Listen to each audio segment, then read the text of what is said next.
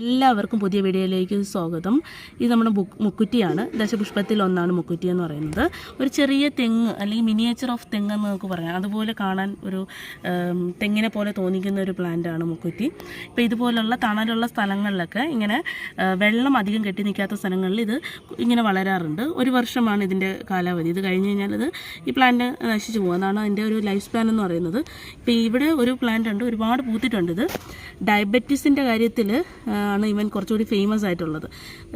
ഈ ഡയബറ്റീസിൽ ഇത് മുക്കുറ്റി വെന്ത വെള്ളം കുടിച്ചു കഴിഞ്ഞാൽ കുറച്ചുകൂടി ഷുഗറിൻ്റെ ലെവലൊക്കെ അത്യാവശ്യം മെയിൻറ്റൈൻഡ് ആയിട്ട് നിൽക്കുമെന്ന് കേട്ടിട്ടുണ്ട്. അതിലാണ് ഇവൻ ഫേമസ്.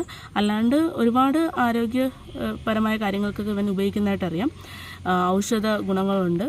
അപ്പോൾ അത് നമുക്ക് ഒരുപാടെടുത്ത് വായിക്കാനായിട്ട് കിട്ടും. പിന്നെ എല്ലാ സാധനങ്ങളും ഉപയോഗിക്കുന്നതിന് മുന്നേ ഡോക്ടറിൻ്റെ കൺസൾട്ടേഷൻ എപ്പോഴും ബെറ്ററാണ്. ഇപ്പോൾ നമ്മുടെ ഇഷ്ടത്തിനനുസരിച്ച് ഒന്നും എടുത്ത് ഉപയോഗിക്കാൻ പാടില്ല. അത് ഇമ്പോർട്ടൻ്റ് ആയിട്ട് നമ്മൾ ഓർത്തിരിക്കണം കേട്ടോ.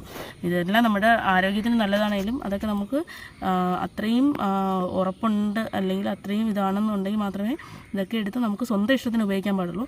മരുന്നാണെങ്കിൽ പോലും അതിനൊക്കെ നമുക്ക് അറിഞ്ഞൂടെ. നമുക്കൊരു മരുന്ന് തന്നാൽ പോലും അതൊക്കെ ഒരു റേഷ്യോ ഉണ്ടാവും. അത് ഇത്രയേ കഴിക്കാൻ പാടുള്ളൂ, ഇത്രയേ ഉണ്ടാവുള്ളൂ. അപ്പോൾ അതൊക്കെ നമ്മൾ ഓൾറെഡി അറിഞ്ഞിട്ട് വേണം ഉപയോഗിക്കാനായിട്ട്. പക്ഷേ ഓൾറെഡി ഇതിനൊക്കെ മെഡിസിനലായിട്ടുള്ള ബെനിഫിറ്റ്സ് ഉണ്ട്.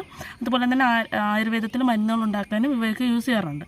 അപ്പം ഇത് ഇത്രയും ബെനിഫിറ്റ്സ് ഉള്ള പ്ലാന്റ്സ് നമ്മുടെ ചുറ്റുമുണ്ട് എന്നുള്ളത് മാത്രമാണ് ഞാൻ പരിചയപ്പെടുത്തുന്നത്. നിങ്ങളാരും ഇത് ഉടനെ എടുത്ത് അതുപോലെ ഉപയോഗിച്ചൊന്നും കളയരുത് കേട്ടോ. ചെറുതായതുകൊണ്ട് തന്നെ ഇത്രയും മനോഹരമായ മഞ്ഞപ്പൂക്കൾ നമ്മൾ ശ്രദ്ധയിൽപ്പെടാണ്ട് പോകാറുണ്ട്.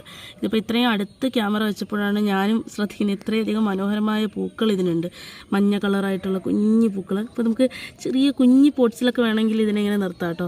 പക്ഷേ ഒരുപാട് വേനൽ ഇത് സർവൈവ് ചെയ്യില്ല.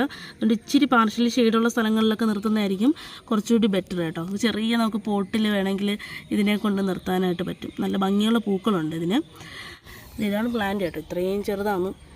അപ്പോൾ അടുത്ത് വന്ന് നോക്കുമ്പോൾ നമുക്ക് അതിൻ്റെ മനോഹരമായ പൂക്കളൊക്കെ ഒന്ന് നമുക്ക് കാണാനായിട്ട് പറ്റും.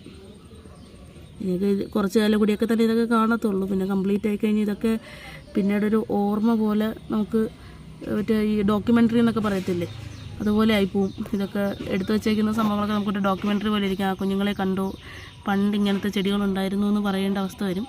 അപ്പോൾ എന്തായാലും ഇതൊക്കെ നമ്മൾ തന്നെ സൂക്ഷിക്കണം.